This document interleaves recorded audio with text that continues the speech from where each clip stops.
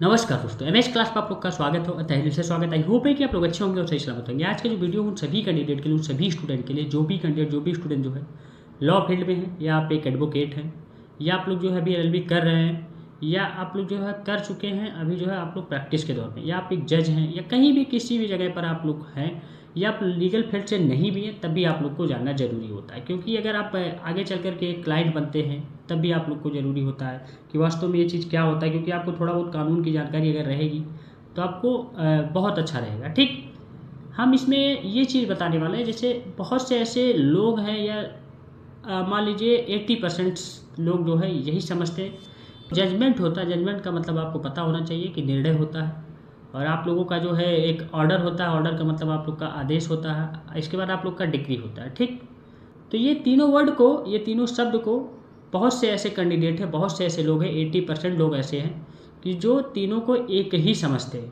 जबकि ऐसा कुछ है नहीं। तीनों अलग अलग चीज़ है। तीनों जो लीगल वर्ड में जो काम करेंगे, या लीगल वर्ड में जो दिया जाता है कोर्ट के द्वारा, ये सब सारी चीज़ें दिया जाता है, तो इसका अलग अलग डिफिनीशन है, अलग अलग परिभाषा, अलग अलग इसके सेक्शंस है। और ये अलग पूरी तरीके से तीनों अलग अलग है, डिफरेंस है आपस में, ना कि एक है। ठीक, अगर आप ऐसा समझ रहे हैं एक है, तो आपको पूरा वीडियो देखने की ज़रूरत है, और सही तरीके से, अच्छे तरीके से देखने की ज़रूरत है। तो आप लोगों को बता दूं सबसे पहले कि ये तीनों चीज़ जो है सीपीसी के जो है आप लोग के जो है, जो आपका सीपीसी से हम लोग सिविल प्रोसीजर कोड जो कहते हैं, उसी के जो है आप लोगों के जो है बेयर एक्ट में चीज़ें दी गई है, उन्हीं के अंडर में सारी चीज़ें आती है सीपीसी के अकॉर्डिंग। ठीक, सबसे पहला पॉइंट आप लोगों का है कि जजमेंट, निर्णय, जिसे हम लोग कहते हैं निर्णय। इसका मतलब होता है, इसका डिफिनीशन होता है, इसका परिभाषा आप लोग को कहाँ दिया गया, तो सेक्शन नंबर 2 के क्लॉज 9 में आप लोग के जो है सीपीसी में इसका परिभाषा, इसका डिफिनीशन दिया गया। इसमें कहा गया है जजमेंट करते हैं, जो जज के द्वारा जो निर्णय, जो कारण होता है, जो रीजन होता है, दिया जाता है, उसी को हम लोग जजमेंट कहते हैं। सीधा सा सिंपल लैंग्वेज में आप वैसे पढ़ेंगे तो वो थोड़ा अलग टाइप करेगा, लेकिन जो सीधा लैंग्वेज जो आप लोग समझ सकते हैं, वो चीज़ मैं आप लोग को बता रहा हूँ। ठीक, आप बेयर एक्ट ले लीजिएगा, जा करके उसमें देख लीजिएगा, उसका यही मतलब होता है। बेयर एक्ट का अलग लैंग्वेज होता है, लेकिन जो रियल में मतलब होता है, जो आप समझ सकते हैं, लोग समझ सकते हैं, वो एक्चुअल में यही होता है। ठीक, जो मैंने आप लोगों को अभी बताया। अब इसमें हम आप लोगों को बता दें कि जो इम्पॉर्टेंट पॉइंट होते हैं, मुख्य बिंदु जो होते हैं, उसके बारे में जान लीजिए, जो इंपॉर्टेंट चीज़ें। जैसे इसमें सबसे पहला पॉइंट है कि जज के द्वारा जो बताया जाता है, क्या बताया जाता है कि क्यों फैसला दिया गया। जज के द्वारा यही बताया जाता है कि इस केस में क्यों फैसला दिया गया। पहला पॉइंट ये इंपॉर्टेंट। अब सेकंड पॉइंट इसमें आप लोगों का है, सेकंड है आप लोग का, इसमें फैक्ट, इशू, एविडेंस और रीजनिंग होती है। ये चारों चीज़, मतलब कौन कौन सी चीज़, फैक्ट, इशू आप लोग का जो है, इसके बाद आप लोग का जो है एविडेंस, इसके बाद आप लोग का क्या होता है, रीजनिंग। ये चारों चीज़ मिला करके होती है। ठीक, जजमेंट में। अब इसके बाद नेक्स्ट पॉइंट इसमें है आप लोग का, जजमेंट पहले आता है, उसके आधार पर डिक्री आता है, उसके आधार पर डिक्री होता है। पहले जजमेंट आता है, फिर उसी के आधार पर, जो जजमेंट के आधार पर डिक्री होता है। ठीक, एग्जाम्पल के तौर पर ले लीजिए, जैसे आप लोग को बता दूँ, कोर्ट, जैसे एग्जाम्पल के तौर पर कोर्ट ने के द्वारा बताया गया है कि जो प्लेंटिव होता है, जो वादी होता है, उसका दावा सही है और क्यों सही है। ये एग्जाम्पल आप लोगों का है। ठीक, नेक्स्ट जजमेंट के बारे में जान लीजिए। अब हम लोग सेकंड पॉइंट जानते हैं, जिसे हम लोग कहते हैं डिक्री। डिक्री का हिंदी होता है डिक्री भी।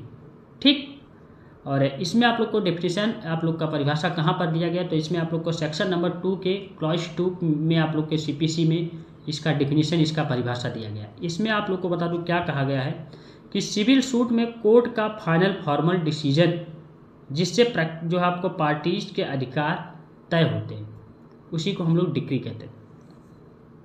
अब डिक्री किसे कहते हैं, नॉर्मल लैंग्वेज में, नॉर्मल भाषा में जानिए, तो जो आप लोग का सिविल सूट होता है, उसमें आप लोग का जो है कोर्ट का फाइनल फॉर्मल आप लोगों का डिसीजन, जिससे जो है पार्टीज के अधिकार तय होते हैं, उसे ही हम लोग जो है डिक्री कहते हैं। ठीक, नॉर्मल तरीके से, नॉर्मल वे में आप पढ़िएगा, सेक्शंस में अलग तरीके से लिखा रहेगा, सेक्शंस को समझ नहीं पाएंगे, लेकिन आप जब सारा मतलब ढूंढ करके सारी चीज़ें करके जो आप निकालेंगे, जो ये नॉर्मल लैंग्वेज में यही आएगा, जो मैंने आप लोगों को अभी बताया। ठीक, इसके बाद आप लोग को बता दूं, जो है इसमें आपके इंपॉर्टेंट पॉइंट, मुख्य बिंदु जो है आप लोगों के हैं। सबसे पहला पॉइंट ये है कि यह जजमेंट के आधार पर तैयार होती है, जो जजमेंट के आधार पर, जजमेंट के जो है बेस पर ही ये आप लोग का डिग्री बनता है, वो मैंने पहले ही बता दिया। इसमें भी आप लोग को इंपॉर्टेंट पॉइंट बता रहा हूँ। दूसरा पॉइंट आप लोग का है, सूट का फाइनल निष्कर्ष बताती है। ये सूट जो आप लोग का जो है, जो सूट दाखिल किया जाता है, सिविल सूट जो है, इसका फाइनल ही निष्कर्ष होता है, फाइनल डिग्री होता है। इसके आगे और कुछ नहीं होता। ठीक, पॉइंट इसमें है कि केवल ये जो है सिविल सूट में ही होता है, ना कि जो है अलग अलग जो है क्रिमिनल में होता है और भी जो आप लोग के होते हैं, ऐसा नहीं है। सिविल सूट में ही आप लोग के डिग्री होते हैं, बाकी और किसी चीज़ में नहीं होते। ठीक, अब इसमें जब आप लोग का डिग्री हो जाएगा तो डिग्री होने के बाद भी अपील जो आप लोगों का जो है सामान्य रूप से आप कर सकते हैं, आपके पास मौका रहता है। ठीक, ये आप लोग का इम्पोर्टेंट। अब एग्जाम्पल के तौर पर जान लीजिए कि जो प्रतिवादी है 1 लाख वादी को दे, और ये जो है डिग्री है पूरी तरीके से, इसी को हम डिग्री कहते हैं। मतलब पैसा दे, ये चीज़ें जो प्रतिवादी जो होता है उनका जो भुगतान करे, चीज़ें करे, ये ज़मीन लिखा लीजिए तो उनको वो चीज़ें, उनका मुआवजा दे, उनका वो दे दी, यही आप लोग का फाइनल डिसीजन होता है, यही डिग्री होता है। और इसमें तो आप लोग को पता होगा सिविल सूटन में जो है बहुत कम सजा वजा का कोई वो नहीं रहता, इसमें आपका समझौता ही हो सकता है। अब नेक्स्ट पॉइंट आप लोग का है, हम लोग जो है क्या समझे, जजमेंट को समझे, इसके बाद डिग्री को समझे। अब हम लोग ऑर्डर को समझेंगे, जिसे हम लोग आदेश कहते हैं। इसका मतलब क्या होता है, इसका सेक्शंस क्या होता है, इसका परिभाषा कहाँ किस सेक्शन में दिया गया तो जानिए। तो इसका परिभाषा आपको 2 के क्लॉज जो है 14 मतलब 14 के जो है CPC में आप लोगों का जो है प्रावधान ये दिया गया है। इसका डिफिनीशन क्या है कि नॉर्मल तरीके से, नॉर्मल लैंग्वेज में, कोर्ट का कोई भी फॉर्मल डिसीजन जो डिग्री नहीं है वह ऑर्डर कहलाता है।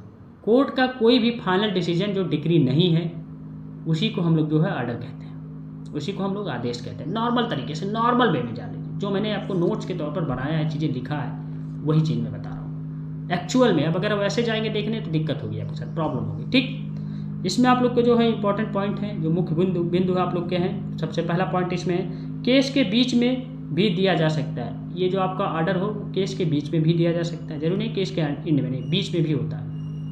नेक्स्ट आप लोग का पॉइंट है, हर ऑर्डर जो है फाइनल नहीं होता है, कोई भी ऑर्डर जो है फाइनल नहीं होता है। ऐसा जरूरी नहीं कि कोई ऑर्डर दे दिया गया तो वही फाइनल हो गया, ऐसा कुछ नहीं है।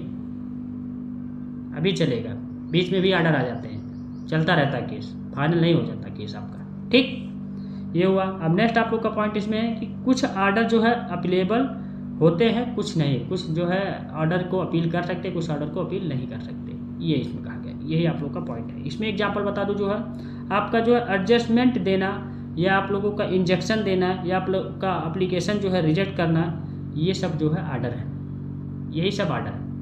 और तो आप लोग जो है समझ चुके होंगे कि डिग्री क्या है, जजमेंट क्या है, ऑर्डर क्या है। तीनों चीज़ मैंने आप लोग को समझा दिया। अब उसी के में आप डिफरेंस समझ लीजिए, पूरा परिभाषा बता दिया, कहाँ किस सेक्शन में दिया गया, किस तरीके से दिया गया, सिंपल वर्ड में, सिंपल लैंग्वेज में, तो आपको समझ में आया होगा। अगर नहीं समझ में आएगा तब भी आप मुझसे पूछ सकते हैं, 79855359 पर व्हाट्सअप मैसेज कॉल करके पूछ सकते हैं। अब आपका कन्फ्यूजिंग जो था कि ये तीनों एक होते, तो आप समझ चुके होंगे तीनों एक नहीं होते, अलग अलग होते, लीगल वर्ड में, कानून वर्ड में। Thank you.